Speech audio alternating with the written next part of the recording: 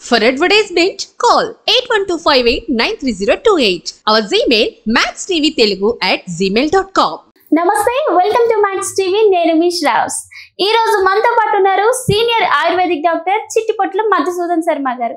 మరి సార్తో మాట్లాడి మరికొన్ని విషయాలు తెలుసుకుందాం. నమస్తే సార్.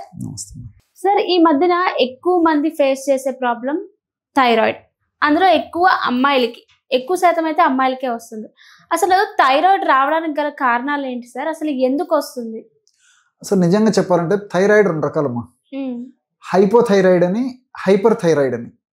హైపో అంటే తక్కువ, థైరాయిడ్ హార్మోన్ తక్కువ ఉత్పత్తి అయిందని హైపోథైరాయిడ్ అంటారమ్మా. థైరాయిడ్ హార్మోన్ ఎక్కువ ఉత్పత్తి అయితే హైపర్ థైరాయిడ్ అంటారు అనమాట. సో 100లో దాదాపు 80% మందికి ఈ యొక్క హైపోథైరాయిడ్ ఎక్కువ వస్తుంటామా. సో హైపర్ థైరాయిడ్ శాతం తక్కువ. ఈ యొక్క థైరాయిడ్ సమస్యల్లో కూడా అమ్మా మగవాళ్ళు ఆడవాళ్ళతో పోల్చుకుంటే ఆడవాళ్ళనే ఎక్కువ ఉంటుంది. అంటే అబ్బాయిలకు కూడా వస్తుంది కానీ చాలా తక్కువ శాతం మందిలో వస్తుంది. రెండవది ఈ థైరాయిడ్ ఇది కూడా పూర్వకాలం అయితే ఐరన్ తక్కువగా ఉండడం చేత ఈ థైరాయిడ్ ప్రాబ్లం వస్తుంటుంది. ముఖ్యంగా ఈ హైపోథైరాయిడ్ అని చెప్పేవాళ్ళమ్మా. ఈ రోజుల్లో ఐడైజ్డ్ సాల్ట్ ఇంచుమించు అందరం తింటున్నాం. అయినప్పటికీ థైరాయిడ్ సమస్యలు పెరిగిపోతున్నాయి, హైపోథైరాయిడ్ సమస్యలు. దీన్ని బట్టి ఏమంటే కేవలం ఐరన్ డెఫిషియన్సీ వల్లనే కాకుండా ఇతర అనేక రకాల కారణాల వల్ల కూడా ఈ థైరాయిడ్ వస్తుందని తెలుస్తుందమ్మా. మానసికమైనటువంటి కారణాలు కావచ్చు, తీసుకునేటువంటి పోషకాహారంలో పోషకాహార లోపాలు, అంటే ఆహారంలో సరైన పోషకత్వం లేకపోవడం వల్ల కారణం కావచ్చు, మానసిక ఒత్తిడి కావచ్చు, తర్వాత ఈ పొల్యూషన్, ఎన్విరాన్మెంటల్ పొల్యూషన్ కావచ్చు, ఇలా వివిధ రకాలైన కారణాల వల్ల ఈ థైరాయిడ్ వస్తుందమ్మా. సో కాబట్టి ఆటో ఇమ్యూన్ డిసీజ్ అనేటువంటి పేరుతో పిలుస్తున్నారమ్మా. అంటే మన దేహంలో కొన్ని రకాలైన మార్పుల వల్ల శరీరం తనకు తాను కొన్ని లక్షణాలను వ్యక్తం చేస్తుంటుందమ్మా. సో ఈ ఆటో ఇమ్యూన్ డిజార్డర్స్ లో ఇది కూడా చేర్చడం జరిగిందమ్మా. సార్, మరి థైరాయిడ్ ఉన్న వాళ్ళకు చాలా వరకు అంటారు క్యాబేజ్, కాలీఫ్లవర్, సోయా ఇలాంటివి అసలు తినకూడదు అంటారు. అది ఎంతవరకు నిజం అంటారు సార్? అది కొంతవరకు నిజము, కొంతవరకు నిజం కాదమ్మా. ఇది విచిత్రంగా ఉంటుందమ్మా నేను ఆన్సర్ చెప్తుంటే. సో యాక్చువల్గా ఏంటంటమ్మా చెప్తానమ్మా, దానికి లాజిక్ కూడా చెప్తాను. చాలా మందికి ఐడియా ఉండదు. సో ఇప్పుడు మీరు అడిగినట్లు క్యాబేజీ, క్యాలీఫ్లవర్, సోయాలో గాయిట్రిన్స్, థయోసైనైడ్స్, ఫ్లేవనాయిడ్స్ అని చెప్పేసి ఉంటాయమ్మా. సో ఈ గాయిట్రిన్స్ అనేటువంటి వాటి యొక్క గుణం ఏంటంటే మనం తీసుకున్నటువంటి ఆహార పదార్థాల్లో కానీ సపరేట్ కానీ ఐడిన్ ఉన్నప్పుడు ఆ ఐడిన్ థైరాయిడ్ గ్రంథికి చేరకుండా అడ్డుకుంటాయి గాయిట్రిన్స్. అట్లా ఈ థయోసైనైడ్స్ అవేం చేస్తాయంటమ్మా, థైరాయిడ్ గ్రంథి ఉత్పత్తి చేసేటువంటి స్రావాలు, థైరాయిడ్ స్రావాలు, ఆ హార్మోన్స్ ఉత్పత్తి కాకుండా ఈ థయోసైనైడ్స్ అడ్డుకుంటాయమ్మా.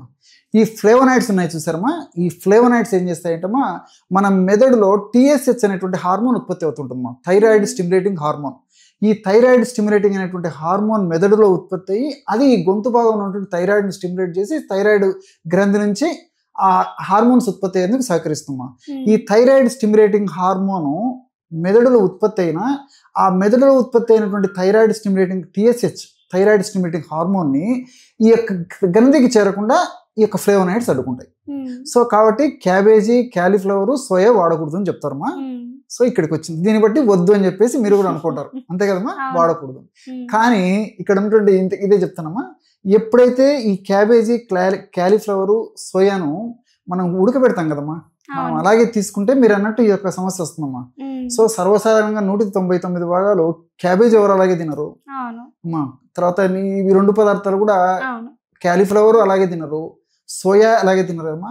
సో ఉడకబెట్టేసరికి దాంట్లో ఉన్నటువంటి గాయిట్రిన్స్, తర్వాత ఈ ఫ్లేవనాయిడ్స్, థయోసైనైడ్స్ అన్ని పోతాయమ్మా. కాబట్టి ఉడకబెట్టినటువంటి పద్ధతిలో వాడుకోవడం వల్ల అప్పుడప్పుడు వాడుకోవడం ఇబ్బంది లేదని పచ్చి వాడకూడదమ్మా. చాలా మంది తెలియక వెంట భయపడతారమ్మా.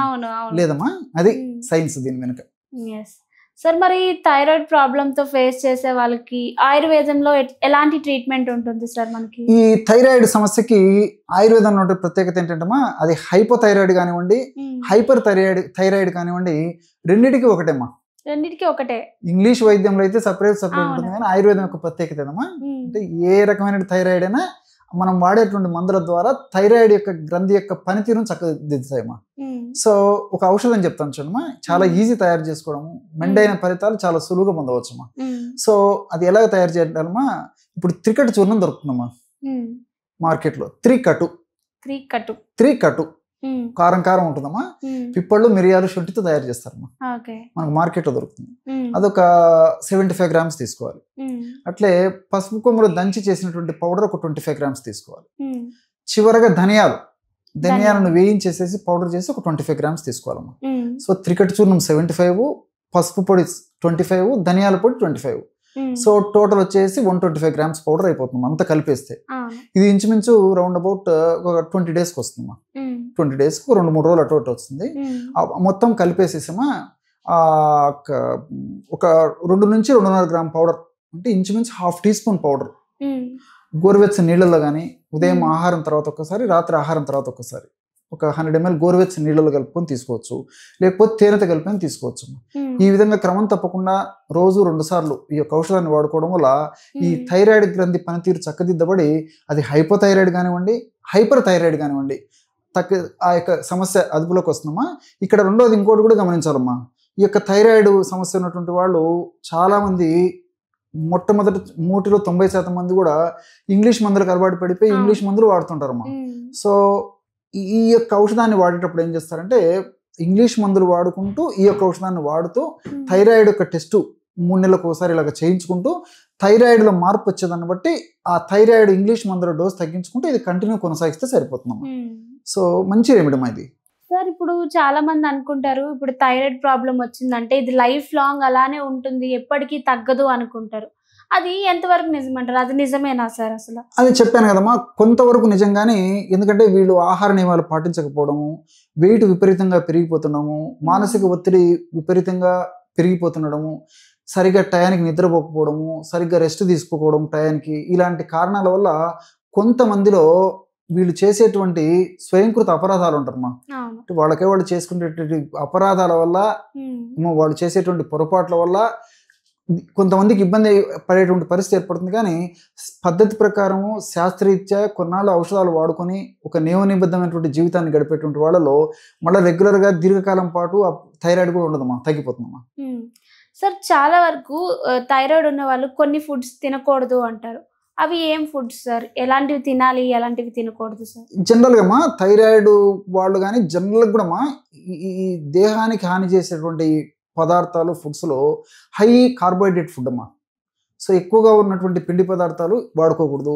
తర్వాత junk food, fast food, bakery foods, ice creams ఇలాంటివన్నీ కూడా థైరాయిడ్ గ్రంథికి ప్రత్యక్షంగా పరోక్షంగా ఇబ్బంది పెట్టేందుకు కారణభూతం అవుతాయండి. కాబట్టి ఇలాంటి పదార్థాలు వాడుకోకూడదమ్మా. సో పళ్ళు బాగా వాడుకోవచ్చు.